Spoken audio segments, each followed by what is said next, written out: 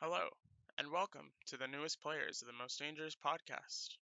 Today's pilot episode focuses on Ronald J. Butch Defeo, who you might recognize as the man, myth, and legend who murdered 6 of his family members in their Long Island home. This would later spawn out a franchise that was, and still is, unprecedented. The number one point in all of this is to entertain the players that are just as interested in true crime as we are.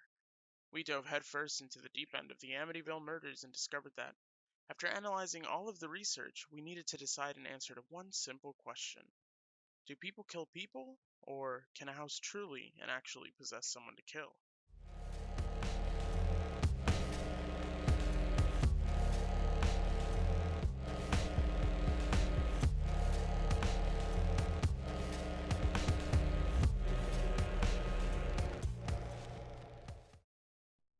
When it comes to discussing Amityville, people are generally quick to jump to a film from 1979 called The Amityville Horror, or its subsequent remake from 2005, which is based off of a novel of the same namesake. Where it's not necessarily wrong to jump to this film, the film and novel are both related to what happened to the second family and not the original story of Amityville, the Amityville murders of 1974. During the wee hours of the morning, around 3:15 a.m. to be exact, of November 13, 1974, 23-year-old Ronald J. Butch Defeo took a .35 rifle and shot 6 of his family members in the head and back while they were sleeping. These family members included Defeo's father, Ronald Sr., mother, Louise, 2 sisters, Dawn and Allison, and 2 brothers, Mark and John. Before we can really dive into the actual murders, though, we want to dissect the town itself. In the 1600s, Native American chief Wyandanch brokered a treaty to allow the English access to areas of Long Island. The area in which Amityville is located is a marsh and was rich for mill workers and farmers producing salt hay for horses, a big necessity at the time. In 1846, the town known as Babylon, or Huntington South, was booming, and the citizens came together to name a portion of the town so that it could have its own post office. There are multiple stories to discuss how the name Amityville came to fruition. Some say it was the name of a boat, others say that it was a woman standing up saying that people were being too greedy and that they all needed more Amity. But whatever the case, the town we now know as Amityville was erected and established in 1894. Starting around the 1900s, Amityville was the place to be. It hosted infamous residents such as Will Rogers, Annie Oakley, and even the OG himself, Al Capone. It's a prime location for New Yorkers with close proximity to Manhattan and ample opportunities for shops and rental properties as citizens and tourists flocked to the waterfront village. Amityville boasts gloriously beautiful Dutch colonials and raised ranch homes in a quiet and friendly neighborhood. People of Brooklyn and Queens had high hopes and dreams of living on Long Island to escape the hustle and bustle of the city and relax and raise a family along the quiet streets of Amityville. It was the place to move to for status, and those that already had it welcomed the newcomers to the town. It's clear from the description that Amityville is, understandably, a picturesque place to be, both for family and position in society. But now, let's move on from the town itself and talk a little about the early days of Butch. Ronald Butch Defeo Jr. was born on September 26, 1951 in Brooklyn, New York. He was the oldest of 5 children to his father, Ronald Defeo Sr., a well-respected car salesman, and mother, Louise Defeo. Ron Sr. worked at his father-in-law's Buick dealership, allowing the family to lead a comfortable, upper-middle-class life. But behind closed doors, Ron Sr. had a very hot temper and was an abusive and violent man. Most of his aggressions were taken out on his oldest, Butch Defeo. At school, violence and bullying carried out even further towards Butch, as he was an overweight child. As he got older, he began to physically lash out and retaliate towards his father and his already few friends. His family began taking him to a psychiatrist, which didn't fare too well with Butch, as he denied he needed any help at all. Visits with the doctor eventually stopped, and his parents began to use monetary and materialistic incentives to try and make Butch happy. This only made matters worse, as Butch began to use LSD and heroin and was eventually expelled from school for many violent outbursts. Despite all of Butch's academic shortcomings, his parents continued to reward him, and at the age of 18, he was given a high-ranking position at the family Buick dealership, as well as a weekly stipend from his father, no matter his attendance or performance at work. Butch funneled all of his newfound salary into a brand new car given to him by his parents, as well as guns, alcohol, and drugs. In no way are we psychologists, psychiatrists, or doctors of any kind, but we can't help but wonder if this lifestyle could have pushed Ron over the edge. We will need to present and analyze more evidence as this episode continues, but we wanted to take a short break to highlight a few key ideas in Ron's upbringing that we will later discuss after dissolving the evidence from the case. First, the Defeo family is a well-to-do, middle-class family living in Amityville, a highly sought-out and respectable place to live. Second, Ron Sr. had an abusive temper and took out his aggressions on Ron Jr. Third, Ron Jr. subsequently developed intense anger issues and refused any sort of help to alleviate some of those thoughts, feelings, and violent outbursts. Fourth, Ron Jr. liked his drugs, LSD and heroin, which we will discuss more of later as it's very important to the story. Fifth, Ron Sr. and Louise were very enabling of their son. Leading up to the events before the murders, it was stated that Ron Jr. developed a very short temper that included a lot of violent outbursts and violent activities. To begin with, Ron went on hunting trips and knew how to handle rifles and how to shoot. On one trip in particular, a few companions remember Ron pointing a rifle directly in his friend's face. The friend went pale white and got extremely uncomfortable and nervous, as did everyone else on the trip, until Ron dropped the weapon and laughed it off. Another incident that involves a rifle is one of a more violent nature. Ron and his father were in the middle of a very heated argument, which incited Ron to hold up a rifle to his father's head and pull the trigger. The rifle failed, and Ron reportedly showed zero remorse for almost killing his father. This incident pushed Ron Sr. to delve into religion and find his faith. Around 1974, Ron found himself very displeased with his salary and hatched a plan with his friend to embezzle money from the dealership. In late October of 1974, just a few short weeks before the murders, Ron was trusted to take $20,000 from the dealership to the bank. He and his friends stole it and split the money 50-50. The two were successful in robbing the money. That is, until the police got involved. The police involvement in the investigation of the stolen money spawned a fit of rage in Ron, which made the police question his story, and in turn lose trust from his father. Ron Sr. began to believe Ron Jr. had something to do with the theft, and when questioned about it, Ron Jr. threatened to kill his father. Which leads us to around 3 a.m. on November 13th, 1974, the night of the murders. Butch says that he committed the murders at around 3:15 a.m. He took a .35 caliber Marlin rifle and proceeded to shoot all 6 of his family members execution style, close range with the victims lying on their stomachs. Ron Sr., Louise, Mark, and John were all shot on the second floor. Ron and Louise were both shot twice. Mark, John, and Allison were each shot once in the head. Upstairs on the 3rd floor, Don was also shot once in the head. All of the victims were found lying face down on their stomachs in bed. Ron Sr., Louise, Mark, John, Allison, and Don are all buried at the St. Charles Cemetery in East Farmingdale, Suffolk County, New York. Later that night, around 6:30 p.m., Ron Jr. burst into Henry's bar located in Amityville, screaming, "You've got to help me! I think my mother and father are shot!" A small group from the bar, including Ron's friend Joe Yeswood, went back to 112 Ocean Avenue to see if the claims were true. To their dismay, it was. Yeswood immediately called the Suffolk County Police Department, who dispatched out to the house and began their investigation. Ron Jr. claimed that this was a mob hit, which at the time was taken very seriously due to the nature of which the crime was laid out. Police brought in and questioned Louis Fellini, whom Ron Jr. claimed had a grudge against his family. Ron claimed that he was having issues sleeping, so he was up watching TV and decided to leave for work early, claiming he believed his family to be alive when he left. He proceeded to tell the police his whereabouts for the rest of the day. As police continued to investigate, they found an empty .35 caliber rifle box in his bedroom that was recently purchased. Police began to piece together the timeline. The family had all still been wearing their pajamas, so it couldn't have happened earlier in the day, placing Defeo at home at the time of the homicides. Police questioned Defeo about the newfound evidence, and he began to change his story. As the story started to crumble, Ron Jr. stated that Fellini showed up at his doorstep and put a revolver to his head, and an accomplice dragged him from room to room and watched him murder his family members. By November 14th, 1974, Ron confessed to murdering his family.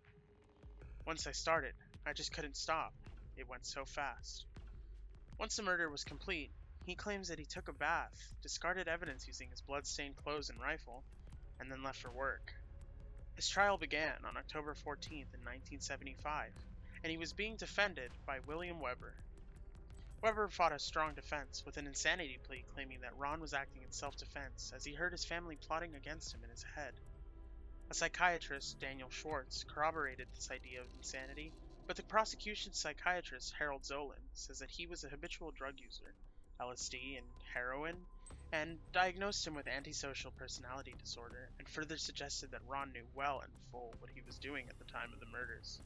On November 21st, 1975, Ron was found guilty on 6 accounts of second-degree murder. On November 4th, 1975, Judge Thomas Stark sentenced Ron to 6 concurrent sentences of 25 years to life. Ron is currently held at the Sullivan Correctional Facility in the town of Fallsburg, New York, and all of his appeals and requests to the parole board to date have been denied. Like many of you, we also have doubts on this case and want to discuss some of the controversies surrounding the murders. We will then discuss those 5 key points from earlier and then dive into the Lutz family and the possibility of supernatural occurrences in the house. First thing that popped into our minds is, how did no one hear these gunshots? Ron fired 8 shots, each at about 140 decibels, which can be heard up to a mile away, meaning it's loud. None of the neighbors said they heard anything either, just the family dog barking. None of the family members were drugged. Toxicology reports for both urine and blood all came back clean. So how is it that none of these family members heard the gunshots? It's rumored that Louise and Allison heard the shots and attempted to hide. However, all family members were found face down in bed. Is there a possibility that bodies were moved? Quite possibly, as there are signs of blood splatter in other areas of the house. Another reason to believe this is Don's body, which also leads to another possible theory. Don was an accomplice. Before Ron confessed to the entire crime, he told the police that he had shot his parents with zero remorse and that Don had been the one who shot their siblings. After seeing what she had done, he admitted to killing her after a brief struggle with the rifle. The reason it is believed her body was moved is because the amount of blood and brain matter found in the bed would have had a large blood splatter. There was none. Don's headboard was a pristine, solid white color, and there was zero blood splatter. Now, it is possible that Don was an accomplice as they found unburned gun residue on her fingers. However, this was never proven or brought up in court. Ron has said several times that he was watching TV in a drugged haze and that a sinister figure in a black hood handed him the rifle and possessed him to commit the murders. Don was said to often wear a black hooded coat which, in a drugged haze, could be a possible solution to this sinister figure story, but again, it was never fully looked into. This begged the question then, do people kill people? Or can a house possess someone to kill? Before we dive into the supernatural elements, we're going to discuss those 5 key points now. First off, the Defeo family is a well-to-do, middle-class family living in Amityville. As many of you can probably guess, when you have a certain status put upon you based on your socioeconomic circumstances, it can be very important to keep up that facade. From what we can see, both Ron Sr. and Jr. were very problematic behind closed doors, which could explain why things were taken to a more extreme level. Along with that, when the murders take place and the police come in and investigate, the idea of this being a mob hit isn't overlooked in the least, until the story starts to unravel. The next key point we need to discuss is the abusive temper that Ron Sr. had. He always took out his aggressions on Butch, and as discussed, the father and son had a very poor relationship. In consequence to this, Butch also had a poor relationship with his mother, as she didn't really do anything to stop the aggressions. Living a life such as this puts lots of stress on one's mental and emotional health, which could explain why Butch eventually loses it and takes out a final act of revenge on his family. Ron Jr. also seemed to develop intense anger issues and refused any sort of help to alleviate some of these thoughts, feelings, and violent outbursts. Although the DeFeo family attempted to get Ron help, he was unwilling to work with doctors to help him sort through his aggressions. As a result, whatever underlying issues Ron was facing on his own continued to attack him, essentially. His anger and violent actions were likely to build up inside him, and on more than one occasion got into extremely violent altercations with his father, ending near death. The next key point we need to discuss is the abusive temper that Ron Sr. had. He always took out his aggressions on Butch, and as discussed, the father and son had a very poor relationship. In consequence to this, Butch also had a poor relationship with his mother, as she didn't really do anything to stop the aggressions. Living a life such as this puts lots of stress on one's mental and emotional health, which could explain why Butch eventually loses it and takes out a final act of revenge on his family. And finally, Ron Sr. and Louise were very enabling of their son. The DeFeos gave Ron a job at the dealership, a brand new Buick, and spending money outside of what he earned at the dealership. Even though Ron Sr. was equally as guilty for lashing out and being violent, there were no repercussions for the way Ron Jr. acted. He seemingly got away with every action he ever took, including stealing $20,000, until he murdered his entire family. It's almost like Ron felt a sense of entitlement, or right to act the way he did, because his father acted that way when he was younger and no one stopped him. And when he acted the same way as he got older, no one stopped him either. And finally, we do need to introduce the idea of paranormal activity and the house possibly possessing Butch to murder his whole family. We need to talk about the Lutz family. On December 18, 1975, roughly 1 year after the grisly murders took place at 112 Ocean Avenue, George, Kathy, Daniel, Christopher, and Melissa, also known as Missy, moved into the house, and 28 days later, on January 14, 1976, fled in absolute terror, not even going back to get in any of their possessions. The Lutz family claims they fled due to the enormous amount of terror they were subjected to by whatever entity found its way into the Ocean Avenue Dutch colonial home. The Lutz family claimed to feel cold spots in certain areas of the home, smell strange odors, the two sons and Kathy levitating, seeing a pig-like creature with red eyes, knives falling in the kitchen, and seeing green slime ooze down the walls and out of keyholes. They invited a priest over to bless the house shortly after moving in, only to be run out after hearing a deep voice tell him to get out. Along with that, George Lutz was known for having dabbled into the occult and would consistently wake up around 3:15 a.m., which was around the time Butch acted out the murders. The subsequent films that have followed have caused the Lutz family to speak out and say that they are very obviously disgusted with how exaggerated the films are, and that the majority of the film is not true to their stories and experiences. Friends of the DeFeo family have spoken with reporters and done interviews about the Red Room, stating that the films grossly over-exaggerated and that the DeFeos stored toys in that room. The documentary My Amityville Horror, that was produced in 2012, states that Jody was a real experience for Missy Lutz, and that it would present itself as an angel or a pig. The Lutz family have been accused many times of fabricating the story, and as time has gone on, many of the Lutz family members have conceded and said it was all a story. But what made you leave a house and never return again after 28 days? Maybe it's all a ruse to get people to leave them alone. We may never know.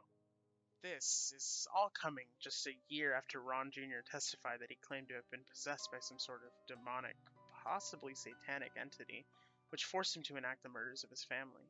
So, naturally, there is some pushback as to whether or not Ron Jr.'s claim of possession and the Lutz family's story holds water. And now we introduce some of our favorite people, Ed and Lorraine Warren, and their investigation of the Amityville house. Ed and Lorraine Warren were some of the most respected and sought-out paranormal investigators at the height of their careers. Ed Warren is a self-taught and self-professed demonologist, the only person allowed to perform exorcisms outside of the Vatican, and Lorraine Warren was a gifted clairvoyant and medium working very closely with her husband. After the gruesome murders and the Lutz family fleeing the Amityville home, The two notable investigators took to the house and investigated the house themselves in 1976. To this very day, the Lutz family and the Warrens do not discuss the investigation of the home. There is no research or published findings on the Amityville house except for one. The Warrens' photographer, Gene Campbell, set up infrared cameras on the second floor to take photos automatically and capture the most well-known photograph in paranormal history, the Amityville Ghost Boy. It features what appears to be a young boy with white eyes who is peeking out of a doorway, and some say that it is the ghost of one of the Defeo children, John, who was murdered by Butch in 1974. Other than that, though, there is absolutely nothing to be said, and owners of the home after all this have experienced nothing to be terrified of. In fact, the Lutz family fled to California and said they experienced some of the same situations they experienced in Amityville. So it's quite possible that the Lutz family brought in the entity and it followed them to California. So, in conclusion, after all of this is said and done, we strongly believe that, based on the background and upbringing of Ronald Butch Defeo and the much too recent stealing of $20,000, evidence from the murders, testimonies, statements, that he planned to enact these murders, and during a trip on LSD did just that. We believe it is possible that he had an accomplice, maybe Dawn, his own sister, but we would need a whole other episode, I think, to talk about that. As for the supernatural elements to this story, we don't really think that any of that was involved with the DeFeo murders. We do believe that the Lutz family experienced something. We are strong believers in the supernatural, and there's no way that 6 murders didn't leave some shred of their energy behind. And because of the lack of discussion from both the Warrens and Lutz family, maybe it's something the world is just not ready to handle yet. As for us, though, we're interested to see what other mysteries the Warrens got themselves into. So players, stay warmed up, because we're now moving on to the paranormal investigations of the Warrens. Was it truly paranormal, or was it something more definable? Next time on the Most Dangerous Podcast.